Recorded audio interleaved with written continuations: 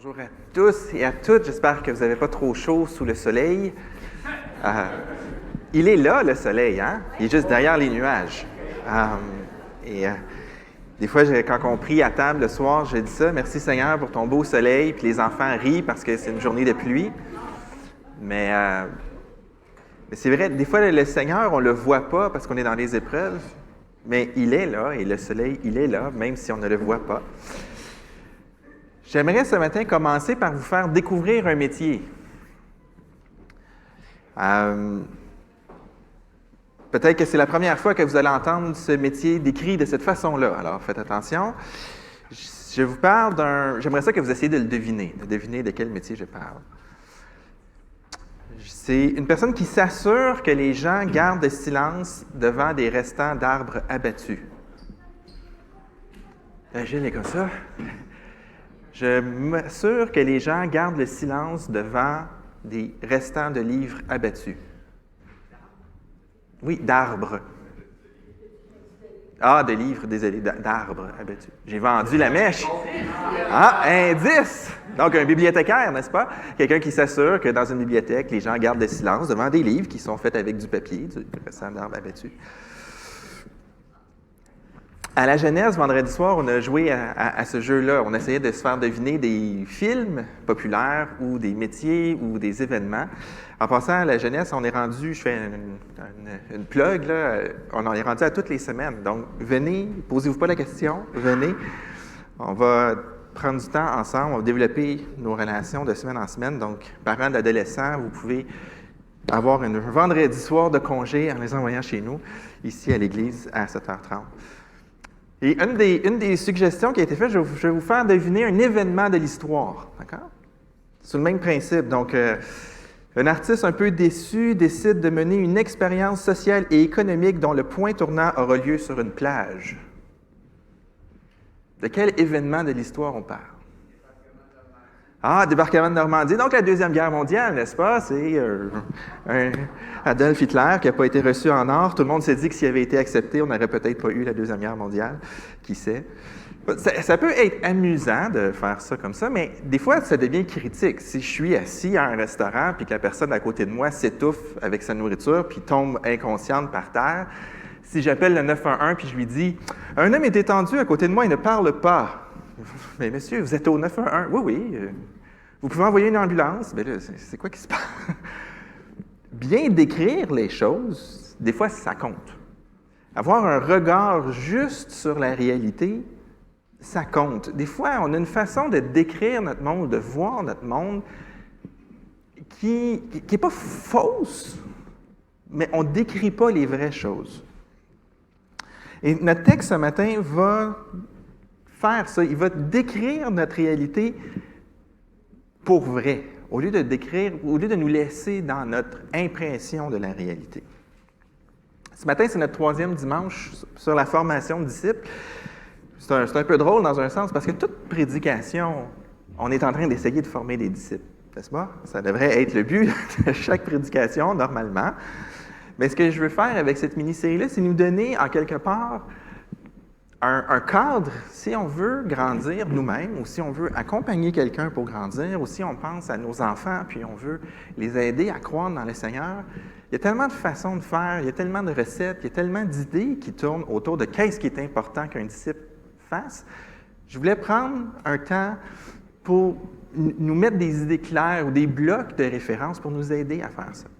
Et si les 2 dernières étaient plus, je ne veux pas dire philosophiques, mais introspectives ou intérieures, hein, aimer le Seigneur et chercher à faire les choses par la puissance du Seigneur et non pas par la nôtre, en s'appuyant sur son autorité pour avancer. Aujourd'hui, on rentre dans le pratique. On va faire des liens avec les autres prédications, mais sincèrement, si vous ne les avez pas écoutées, si vous ne les avez pas vues, il faut aller les voir. Ils sont sur YouTube, Facebook, on ne sait plus, sur Spotify. Il y a tout.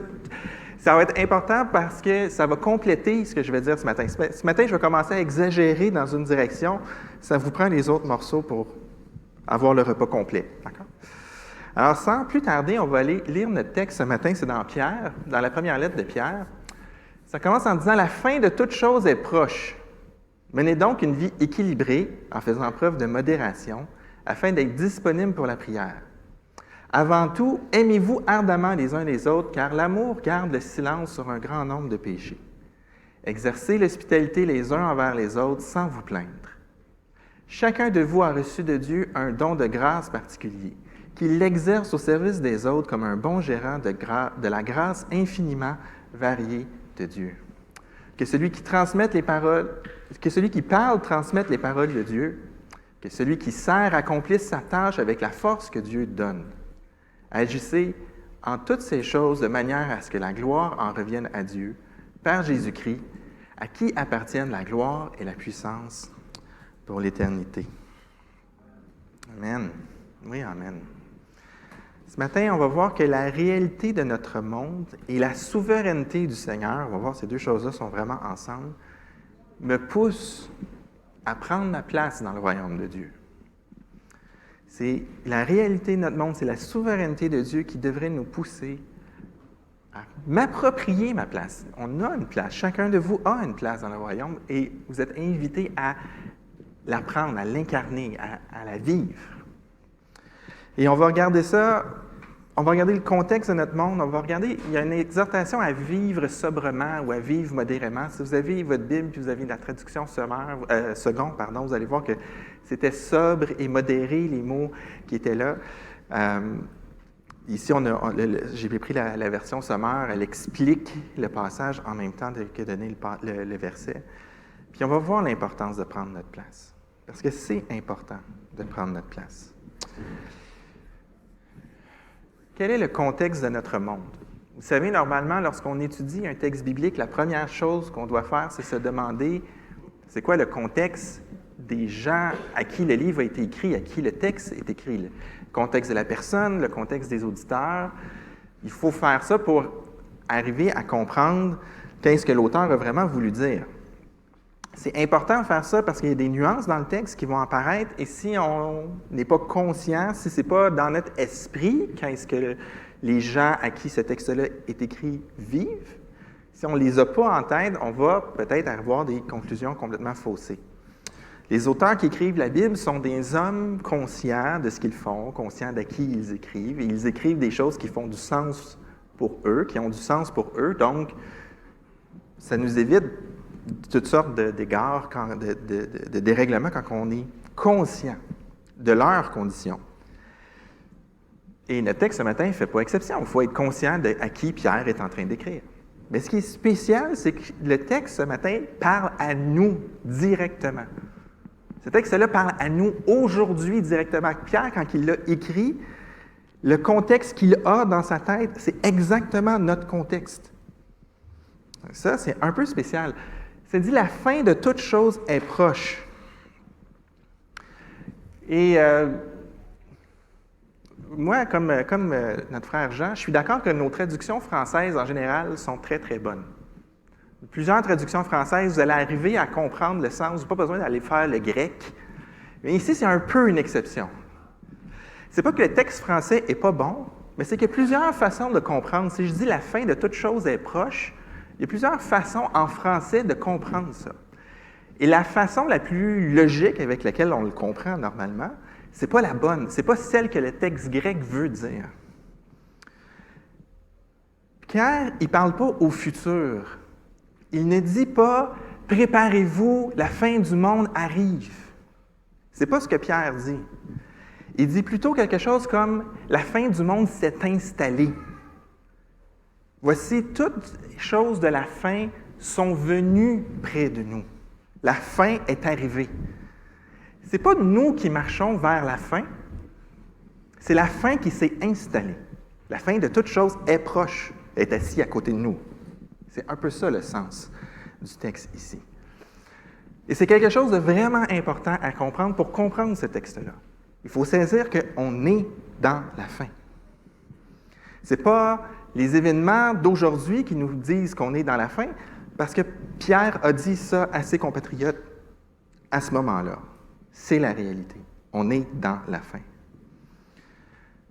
Jean nous a amené une prédication il y a quelque temps en nous rappelant qu'on était étrangers et voyageurs sur la terre. Il y a plein de concepts comme ça dans la parole pour parler de notre réalité. On essaie de comprendre notre réalité. On est des étrangers et on est voyageurs sur la terre. On est en visite, on est de passage, on est des ambassadeurs pour un autre royaume. Voyez-vous, il y a plein d'expressions que la parole de Dieu utilise pour essayer de nous faire prendre conscience de la réalité dans laquelle on est. La vraie réalité, c'est pas ce que nos yeux semblent voir. Depuis que Jésus est ressuscité, le royaume de Dieu est venu. La meilleure façon de décrire l'histoire de l'humanité, ce n'est pas de parler de la préhistoire, de l'âge de bronze, de l'âge de fer, de l'ère des Grecs, de l'ère des Romains, de la succession de plein de royaumes, du Moyen Âge, de la Renaissance, l'ère des Lumières, l'ère industrielle, l'ère moderne, l'ère postmoderne, l'ère de l'Internet. Puis là, après ça, on peut imaginer l'ère des voyages sur Mars, l'ère des voyages intergalactiques, l'ère des voyages dans le temps. Qu'est-ce qui attend l'homme dans le futur? C'est pas que c'est pas des bonnes catégories, mais c'est des catégories qui sont complètement centrées sur nous. C'est l'histoire de comment les hommes ont arrangé leur société, mais ce n'est pas le regard de Dieu sur l'humanité.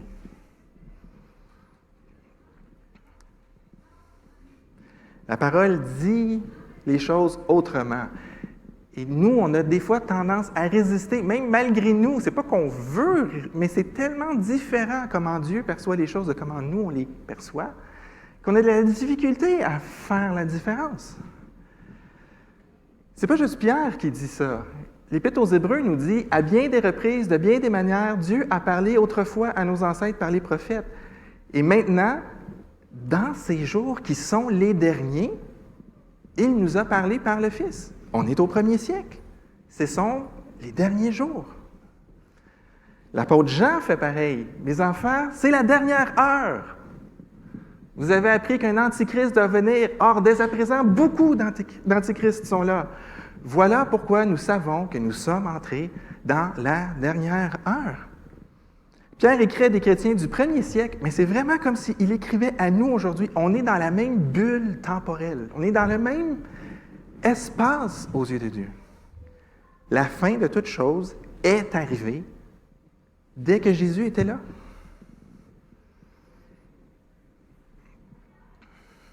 Pour Dieu, l'histoire, c'est création, chute, déluge, appel d'Abraham, appel de Moïse, annonce du royaume, venue de Jésus, établissement du royaume, triomphe du royaume. Ça, c'est l'histoire de l'humanité. Celle qui compte. Parce que c'est celle que notre Créateur a dans son livre. Lui, son livre d'histoire, c'est ça. Il y a moins d'étapes. Mais ce sont les vraies étapes. On peut être tout excité. On a inventé le feu. On est capable de faire des statues en fer. On est capable d'envoyer des gens sur la Lune. Ça, on est au centre de l'histoire. Mais Dieu, c'était... Vous ne saviez pas qui je suis. Je vous ai montré qui je suis. Je vous ai fait de ma famille en établissant mon royaume. Ça, c'est les morceaux qu'il faut savoir. La fin du monde, ce n'est pas un événement à venir. C'est un état dans lequel nous sommes. Là, vous pourriez dire, oui, mais la vraie fin, quand Jésus là, va revenir, la vraie fin, elle s'en vient, elle. Oui, mais la façon dont on doit vivre, c'est en sachant qu'on est dans la fin. Pas en attendant la fin, pas en guettant la fin. En vivant, en sachant que c'est la fin. On est dans la fin. Le moment présent, c'est la fin. La fin n'est pas un moment ponctuel, ce n'est pas un événement. La fin du monde, ce n'est pas un événement qui s'en vient. C'est maintenant. On est dedans, depuis 2000 ans. Et si on ne comprend pas vraiment où on est, on ne va pas nécessairement prendre des bonnes décisions. Alors, pour rendre les choses vraiment claires, je vais vous dire, le contexte de notre monde, c'est que Jésus règne. Jésus règne et il veut attirer les hommes à lui. Satan, lui, est déchaîné et a perdu. Satan a perdu. Jésus règne, tout a été vaincu, toutes les dominations, toutes les puissances, tout ça, c'est vaincu, c'est fini. Jésus règne. Mais Satan, lui, tout ce qu'il veut, c'est tacher la gloire de Dieu. Cacher, salir, empêcher Dieu d'avoir toute la gloire. Ça, c'est son but. Des fois, on dit « Ah, Satan sait qu'il va en enfer, puis il veut amener les hommes avec lui. » Satan, il n'en a vraiment rien à faire de nous. Encore une fois, on a tendance à se mettre tellement important. Satan n'est pas intéressé à nous. Il s'en fiche de nous. Ce qu'il veut, c'est cacher la gloire de Dieu, empêcher que la gloire revienne à Dieu. C'est juste ça. C'est tout. Il peut vous donner la richesse ou il peut vous rendre malheureux.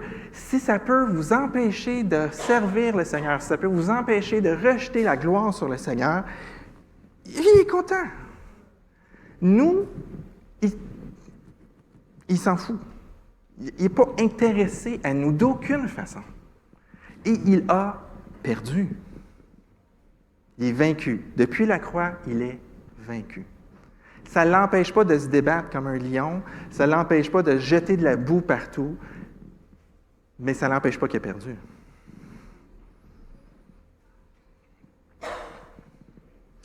Jésus règne et il veut attirer les gens à lui.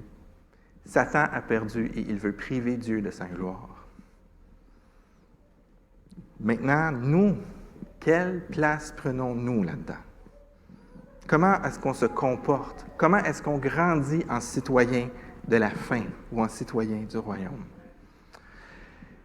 Et là, devant ce qui pourrait peut-être amener tout le monde à paniquer, Pierre dit, vivez sobrement, vivez de façon équilibrée, de façon modérée. Encore une fois, ici, le texte grec est difficile à rendre en français. On nous dit « soyez sages, soyez sobres ». Mais en grec, c'est deux verbes à l'impératif. Je ne suis même pas capable de le dire en français. C'est pour ça qu'on est obligé de mettre le verbe « être ». « Soyez sages ». Mais en grec, c'est actif. Comportez-vous sagement. Comportez-vous modérément. Il y a comme un... C'est vraiment actif et c'est impératif. C'est maintenant, tout de suite. Soyez sages, soyez sobres, mais pas dans un état de soyez actifs, démontrez activement de la sagesse, démontrez activement de la modération. Comprenez-vous? Il y a vraiment plein d'impératifs dans ce passage-là. C'est fou. Souvent, en grec, on utilise les participes pour parler d'impératifs, pour parler de notre état. Soyez dans un état de quelque chose. Mais là, ici, c'est vraiment très actif. On a vraiment, frères et sœurs, une décision à prendre. Il faut choisir d'être sobre. Il faut choisir d'être équilibré. Et le mot sobre, en bas, j'ai mis la traduction Genève où sommaire est pareil. En fait, toutes les traductions, sauf sommaire, sont comme ça. C'est vraiment sage et sobre. Vivez une vie équilibrée et faites preuve de modération. C'est l'idée ici. Et ça demande beaucoup d'efforts à être modéré, à être réfléchi, à être nuancé. Ne pas partir en peur. C'est facile d'être captivé par une idée, un désir, un rêve, une aventure, un appel. C'est facile de perdre de vue dans quel temps nous sommes.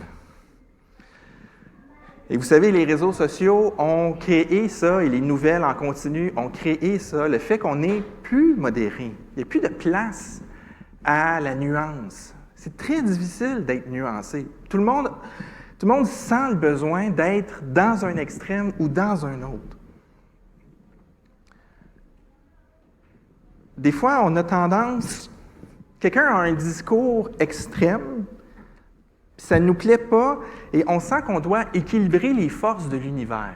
Donc, on se met à avoir un discours extrême de l'autre côté. Puis là, on se dit qu'on balance...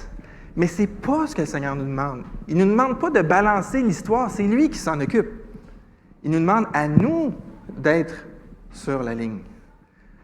Donc, je ne vais pas aller courir dans le sens contraire d'une erreur pour essayer d'équilibrer le monde.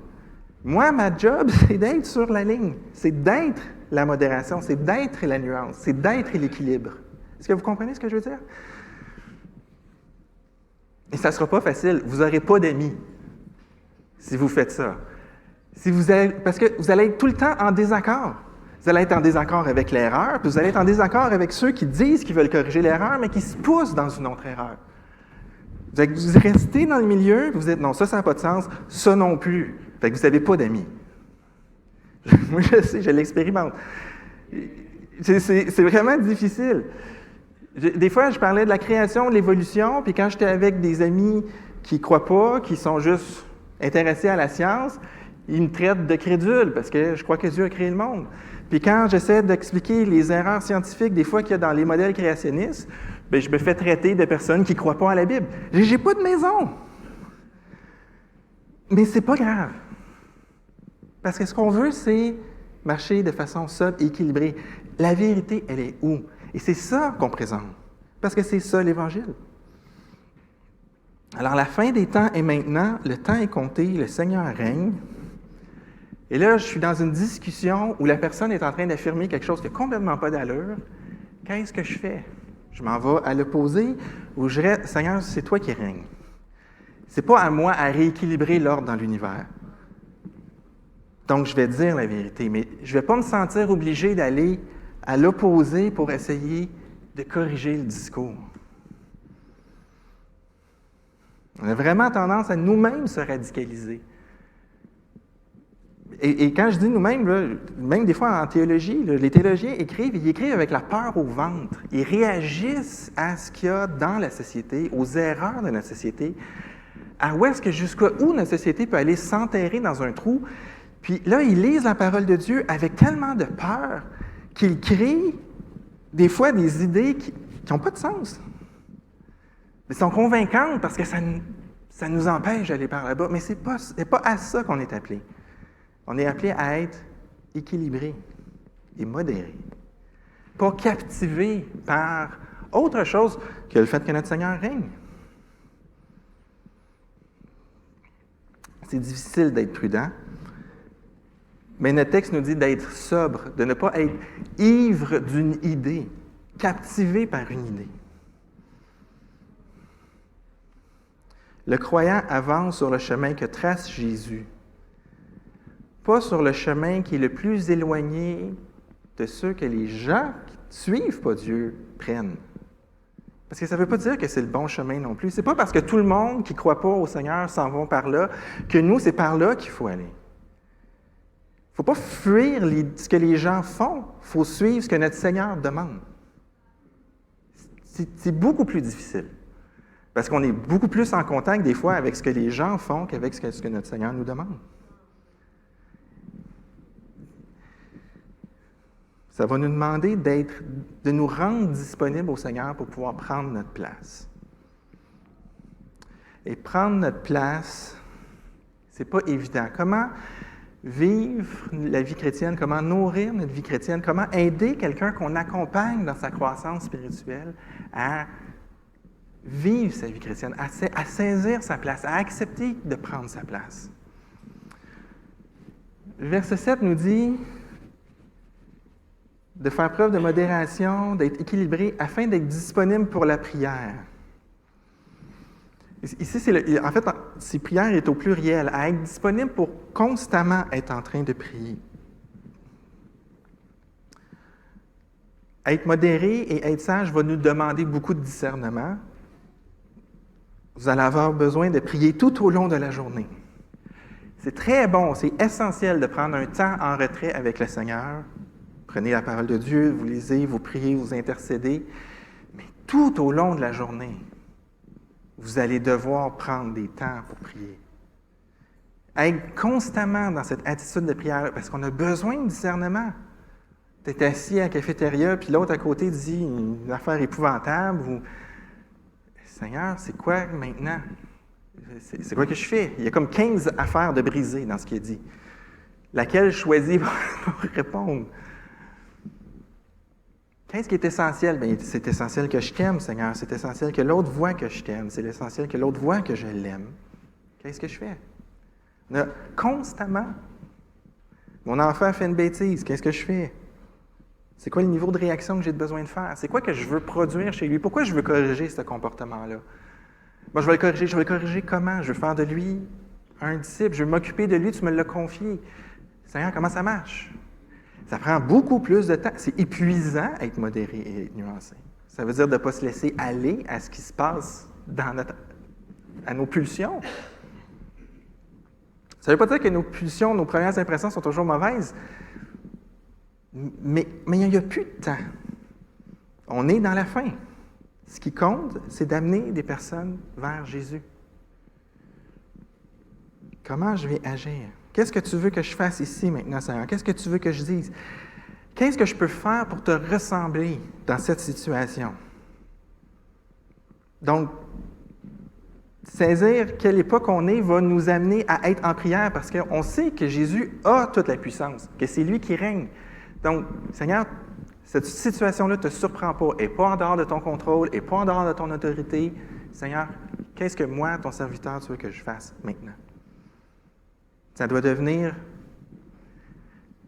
Et pour être comme ça veut dire qu'on ne sera pas captivé par ce que les personnes disent. On va être capable d'être sage et modéré, on va être capable d'être sobre dans notre pensée.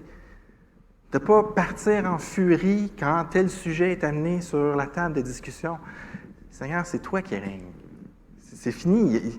Le mal a perdu. Satan lance de la boue partout. C'est quoi tu veux que je fasse ici? Maintenant, il y a des implications encore plus concrètes. Pierre nous dit, avant tout, aimez-vous ardemment. Aimez ardemment.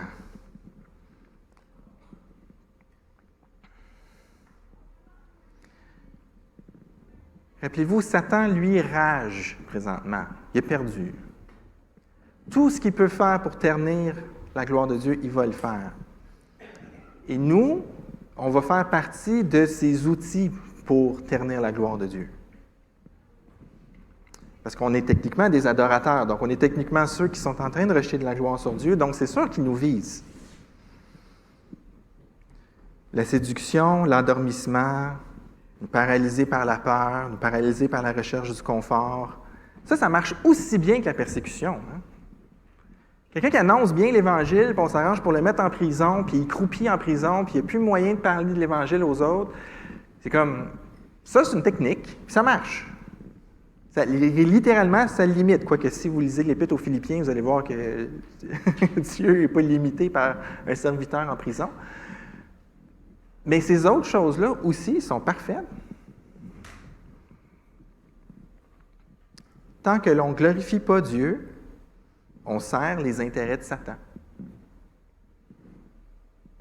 C'est la réalité dans laquelle on vit.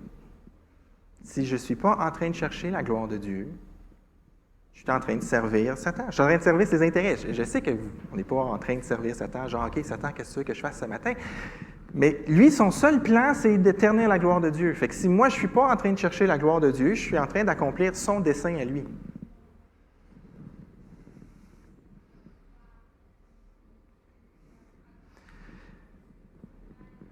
L'expression « l'amour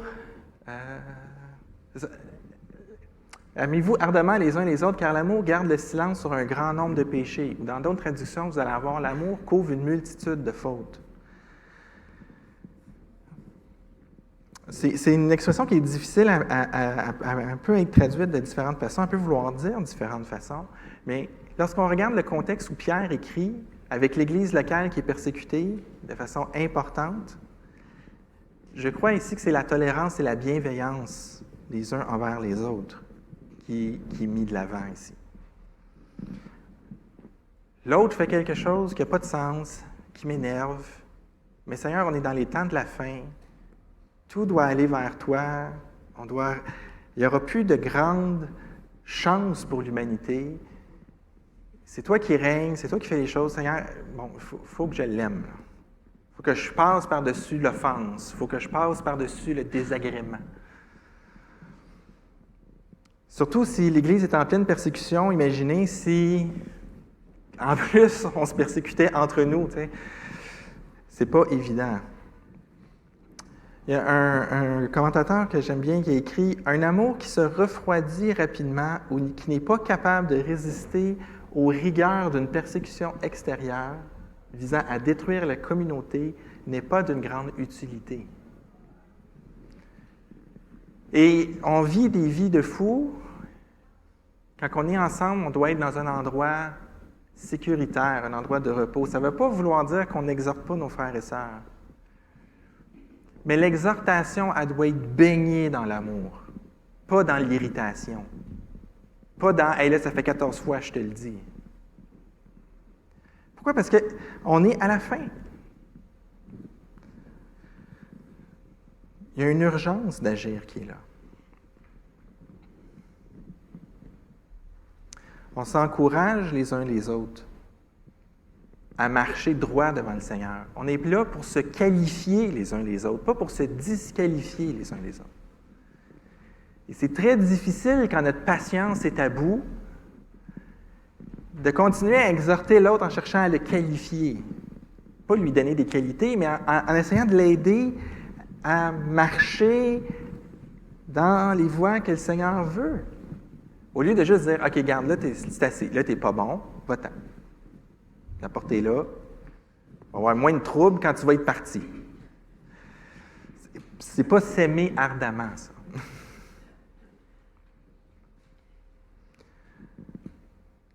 Dans le contexte de la persécution physique dans lequel les premiers destinataires de Pierre étaient, l'hospitalité était un exercice dangereux. Et c'est pour ça qu'ici, l'hospitalité est demandée d'une façon particulière.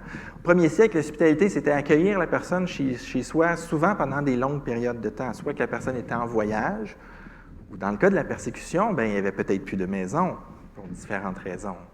Il s'était fait mettre dehors par ses parents, sa maison avait peut-être été pillée, détruite, elle avait peut-être été saisie, il y a la persécution. Donc là, les chrétiens, c'est comme, accueille les gens chez toi. Ah, t'accueilles Joseph, là, qu'on a brûlé sa cabane? Elle va bien brûler ta cabane, toi aussi. Exercer l'hospitalité, il y avait un danger, en quelque part.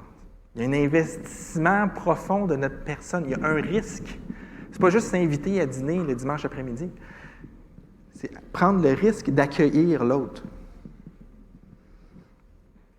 Aujourd'hui, on peut avoir une idée peut-être plus moderne de l'hospitalité. On ne vit pas comme au premier siècle en Palestine, mais c'est accueillir l'autre, c'est partager ses biens, c'est partager ses fardeaux avec l'autre. Je me demandais, je réfléchissais cette semaine, je n'ai pas trouvé la réponse, donc je vous la lance. Comment est-ce qu'on va apprendre l'hospitalité à nos enfants? Je dis, je vais faire de mes enfants des disciples, comment je vais leur apprendre l'hospitalité? Puis là, je réfléchissais, puis j'ai toujours pas de réponse. Fait que si vous avez une réponse, vous me le direz, mais c'est pas évident de vivre, de démontrer, d'enseigner à nos enfants à être hospitaliers. C'est pas facile. Comment enseigner l'accueil sacrificiel pour le bien de l'autre? C'est ça, l'hospitalité. Un accueil sacrificiel pour le bien de l'autre. Donc, j'attends vos courriels cette semaine ou vos coups de téléphone. Je l'ai de besoin. Mais l'amour va au-delà d'un accueil intime ou de l'autre dans sa maison ou dans sa vie. Ça va changer notre propre vie en allant nous mettre au service des autres. Un aspect difficile de la formation des disciples, un aspect difficile dans notre propre vie, c'est d'accepter de faire un pas dans notre foi pour commencer à mettre nos dons au service des autres. Mettre ces dons au service de la communauté. Le verset 10 nous dit « Chacun de vous a reçu de Dieu un don de la grâce particulier. » Chacun de nous. Et là, je vais faire un avertissement. Jean nous a fait chanter des cantiques où on se rappelle l'amour inconditionnel de Dieu pour nous. D'accord? Notre salut est entre ses mains et il nous aime à cause de qui il est, pas à cause de notre capacité à performer. Si je pouvais, je le mettrais ça en rouge au-dessus de moi, OK? Parce que ce qui s'en vient, ça va peut-être être culpabilisant. Okay?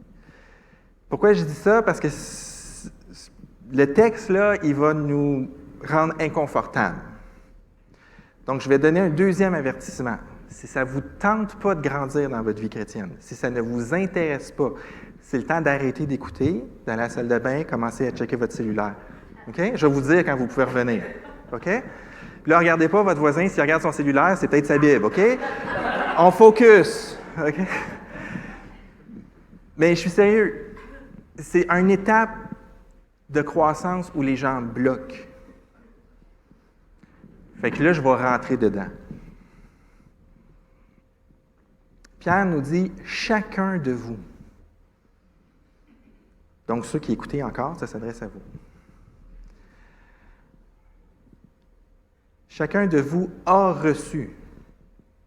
C'est fait. C'est fait. Vous l'avez. Fouillez dans vos poches, c'est là. Chacun de vous a reçu un don. C'est quoi mon don? Bonne question. On peut le chercher ensemble. On peut faire des ateliers. On va faire des ateliers en Église bientôt. On vous annonce des choses à venir. On va faire ça ensemble. Essayer d'aider les gens à découvrir ce que le Seigneur a mis chez vous. Mais bien franchement, c'est pas difficile puis c'est pas mystérieux. Okay? Serre. Serre un peu partout. On va le trouver, ton don. Serre. Prends des risques. On va voir où ce que le Seigneur t'amène. Tu n'es pas obligé de trouver ton don du premier coup. Il n'y a pas de trophée pour la personne qui trouve son don du premier coup. Tu n'es même pas obligé de servir seulement avec ton don. Il n'y a aucune place dans la parole de Dieu qui dit « Tu as reçu un don, puis tu es mieux de juste te servir de ça parce que le reste, ça va être de la boîte, puis on va être fâché. » Il n'y a pas ça. Okay? Il n'y a aucune bonne raison de ne pas te mettre au service des autres. Tu as reçu un don, sers. La première chose à réaliser, c'est que le Seigneur t'a donné un don. Jésus avait donné la capacité à ses disciples de chasser les démons puis de guérir les maladies. Ça a-tu marché? Moyen!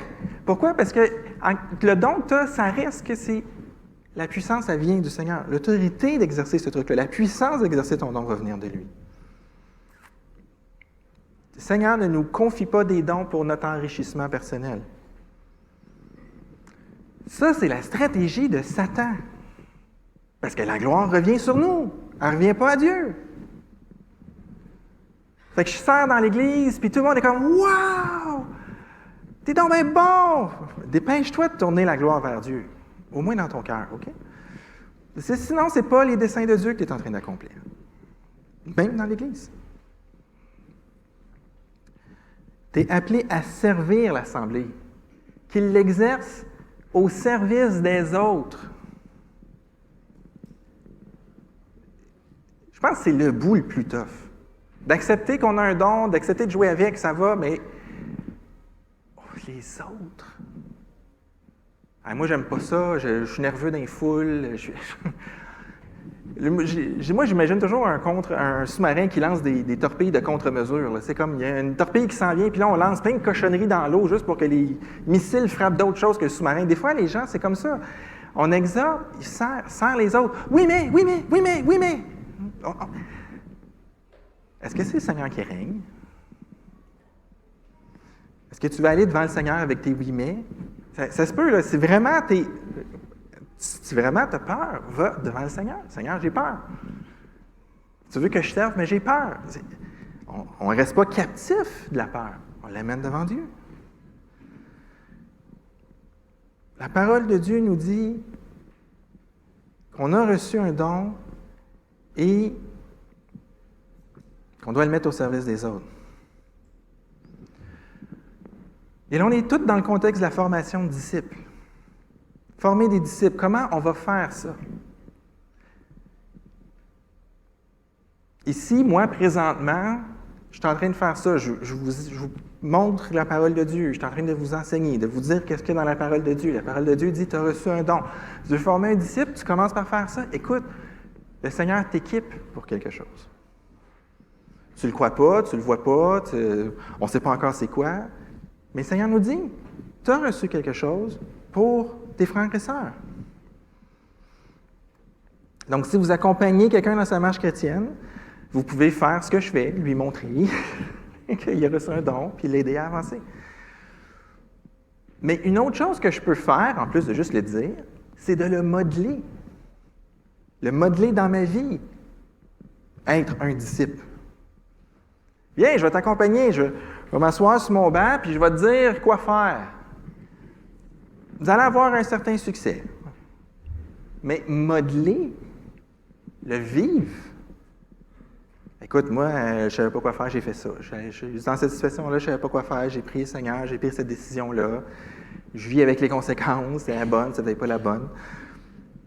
Si vous accompagnez un croyant, vous allez, vous aussi, servir et être un modèle avec votre don.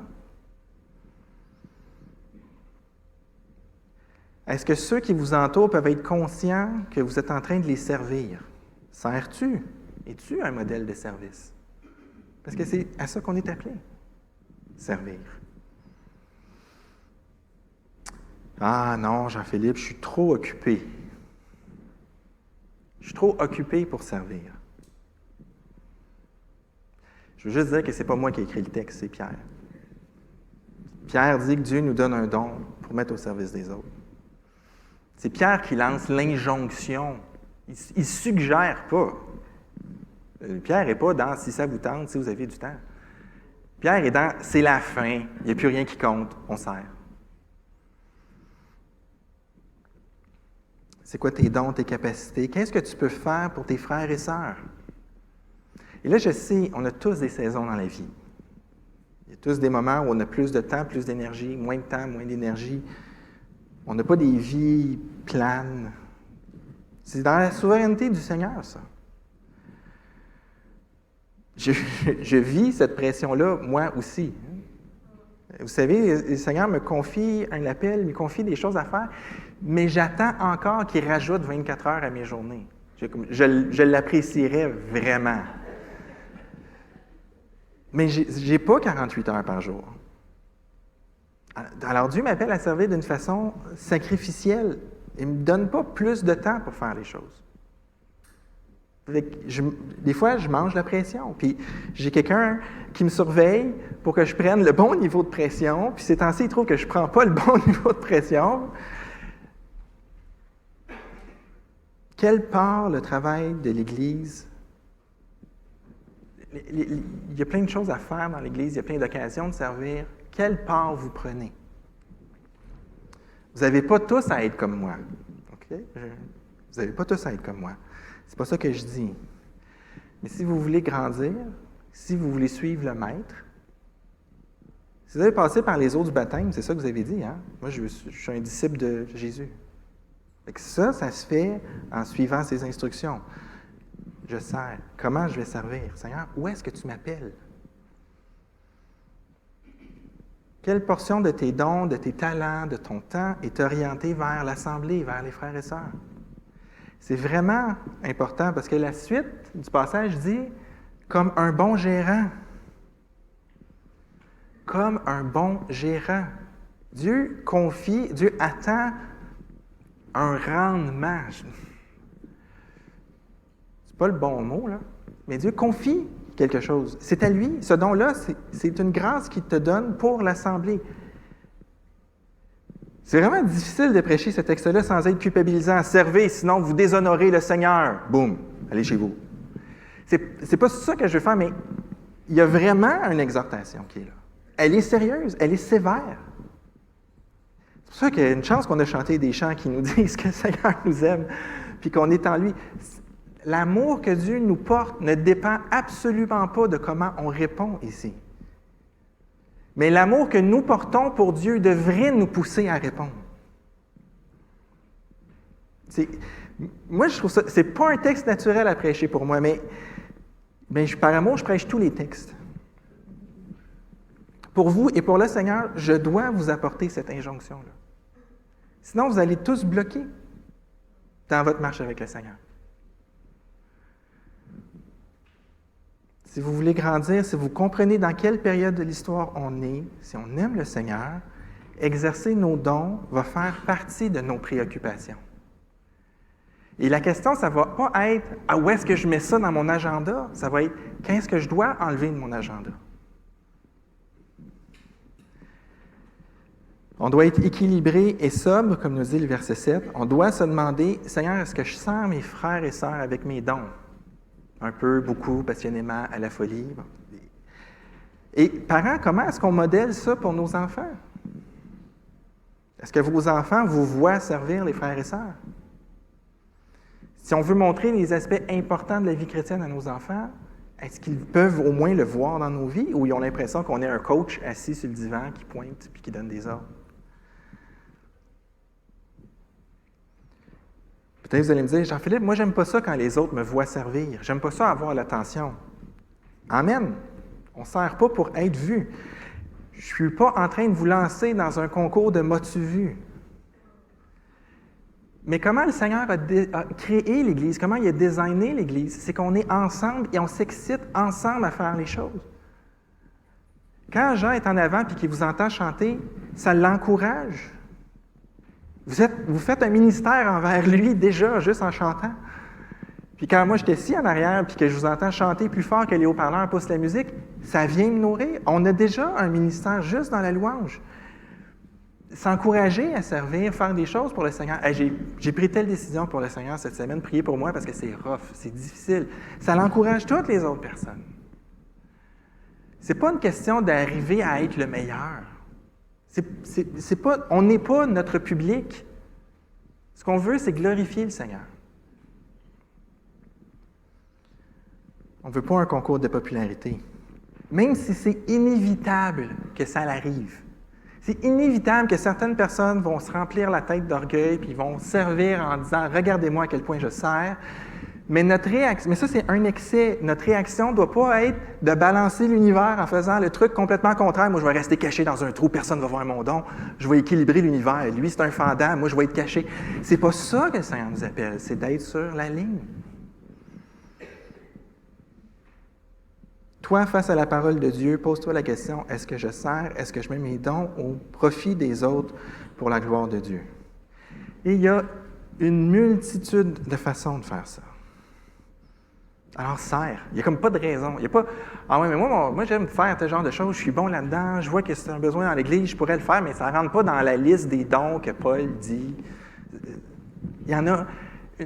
La grâce, Pierre nous dit, c'est une multifacette, c'est varié.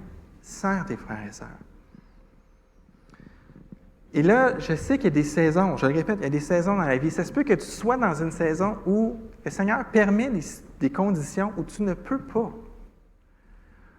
Que même la prière, tu dis, écoute, juste de penser au fardeau de mes frères et sœurs, ça m'écrase, je ne peux même pas amener ça devant Dieu. Ça se peut. Ça se peut. Ça me surprendrait que 80% de l'Assemblée soit en dépression profonde, clinique. OK? C'est pas ça. Mais ça se peut que, individuellement, là, vous ne soyez pas là. Et c'est devant le Seigneur, ça. Seigneur, tu permets ces situations-là. Tu permets que là, je puisse... mais montre-moi, Seigneur, viens à mon secours. Qu'est-ce que je peux faire dans cette situation-là, Seigneur? Étant donné ce que tu me donnes. Qu'est-ce que je peux faire? Il y a peut-être des choses que je faisais avant que je ne peux plus faire maintenant. À cause que tu as permis des situations dans ma vie. Mais Seigneur, au lieu de demander au Seigneur pourquoi, quand est-ce que tu vas enlever ça, Seigneur, maintenant, dans le jardin que tu me donnes, qu'est-ce que tu veux que je fasse? Et si vous accompagnez un frère ou une sœur, il faut être sensible à ce qu'il vit vraiment. Puis là, si la personne, elle s'emballe, écoute, tu ne peux pas faire ça. On n'a pas de trophée parce qu'on a accompli plein de choses. On veut glorifier notre Seigneur. C'est tout. Peut-être que tu es pris dans un horaire avec des activités mur à mur. C'est possible. Le Seigneur n'est pas stupide. Il ne demande pas des choses déraisonnables. Mais le Seigneur n'est pas stupide. Il connaît tes véritables intentions. On est en sécurité là, devant le Seigneur.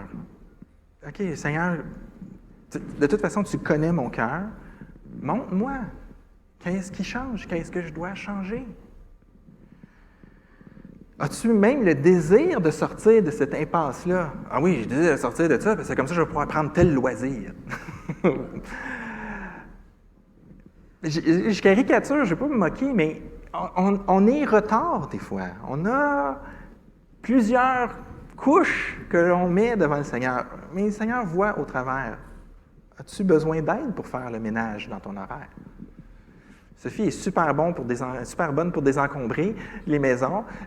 Elle a un don pour ça, tout se ramasse dehors. Est-ce que tu as besoin d'aide pour faire le ménage dans ton agenda, dans tes priorités? Peut-être que tu payes pour des décisions du passé. Dans le passé, tu as pris certaines décisions, puis là, ça l'a amené une situation de vie vraiment difficile. OK, bon, on regarde ça, qu'est-ce qu'on fait? Seigneur, je ne peux pas te servir. Là. Tu vois ma situation, je ne peux pas te servir. J'ai besoin d'avoir 3 jobs, j'ai besoin de m'occuper d'un parent malade, j'ai besoin de ci, j'ai besoin de ça. Je connais vos vies, vous avez des vies compliquées. La question, c'est d'arriver devant le Seigneur. OK, est-ce que c'est comme ça? Est-ce que c'est vrai? Ça, c'est la situation que Dieu me donne, puis c'est le fardeau que Dieu me demande de porter. Puis si c'est ça, amen, puis l'Assemblée, on va vous supporter. On n'est pas là pour se mettre une checklist. Cette personne-là, elle a servi 6 heures cette semaine. OK, on n'est pas là. Sortez ça de votre esprit. Mais vraiment, devant le Seigneur, est-ce que je prends la place qu'il me demande de prendre? C'est ça le pas que le Seigneur nous demande de faire. Tu gères les dons que Dieu te donne pour prendre soin des frères et sœurs. C'est ça. C'est grave. Et Pierre va faire 2 choses. Là, je vois que je dépasse mon temps. Pierre, il fait 2 choses. Au lieu de te donner plein de dons, il en mentionne 2. Il parle du don de la parole, qui dit que si tu parles comme si tu annonçais des paroles de Dieu. C'est de la facilité à discuter, c'est de la facilité à enseigner, c'est de la facilité à accompagner, à aider les personnes à réfléchir. Fais ça comme si c'était la parole de Dieu même que tu es en train d'enseigner. Avec ce sérieux-là. Et si tu sers avec la force que c'est Dieu qui communique. Ça prévient le burn-out et ça prévient la paresse. Tu sers avec la force que Dieu te donne. Ça va arriver qu'on est hors-jeu par la volonté du Seigneur. Ça va arriver. Paul avait une épine dans la chair, puis il se disait, « Seigneur, si tu m'enlèves ça, je vais tellement pouvoir être plus efficace. » Puis le Seigneur a dit, « Non! » Dieu limite. Il sait ce qu'il fait. C'est lui qui règne. Fait que c'est pas la question, « Moi, Seigneur, je voudrais faire tout ça. » Bien, tu peux y dire. C'est une bonne chose de dire. Après ça, demande-y, quel morceau tu veux que moi je prenne? C'est vraiment ça. Je ne veux pas qu'on tombe en compétition, mais on veut qu'en toute chose, la gloire revienne à Dieu. Parce qu'on est dans les temps de la fin et on a un ennemi qui veut juste empêcher ça. C'est ce qui nous reconnecte au verset 7. Dieu règne.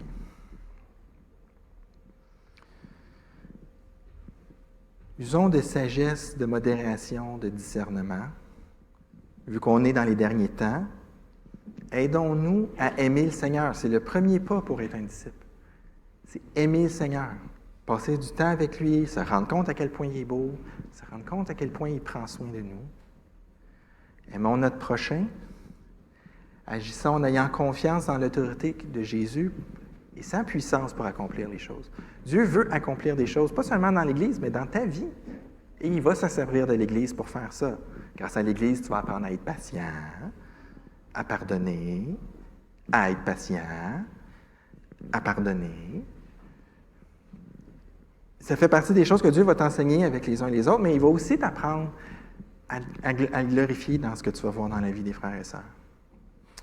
Servons les frères et sœurs avec les dons que Dieu nous a déjà confiés pour sa gloire et pour notre plus grand bien. J'aimerais prier.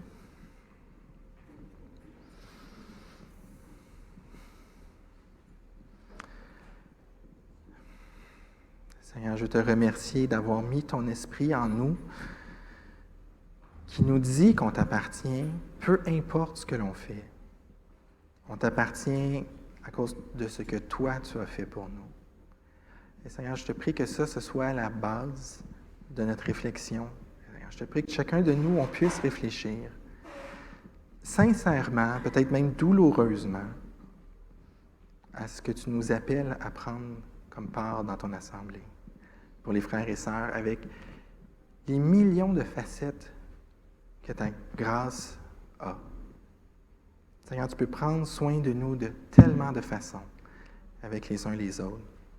Seigneur, je te prie de rendre nos cœurs bouillants pour toi, de nous forcer à s'arrêter et à se poser ces questions douloureuses, de faire le ménage dans nos vies pour pouvoir te servir, pour pouvoir grandir, te ressembler de plus en plus, être des modèles de plus en plus pour nos frères et sœurs, pour nos enfants, pour les gens autour de nous. Seigneur, montre-nous là où tu veux que l'on aille. Donne-nous la patience de faire des erreurs, de continuer, de se relever. Donne-nous la sagesse de ne pas devenir des bourreaux de travail. Ce n'est pas notre activité qui transforme, c'est toi au travers de nos actions, Seigneur. Donne-nous de t'aimer et d'aimer nos frères et sœurs. Glorifie-toi dans nos vies, Seigneur, je t'en prie. Amen.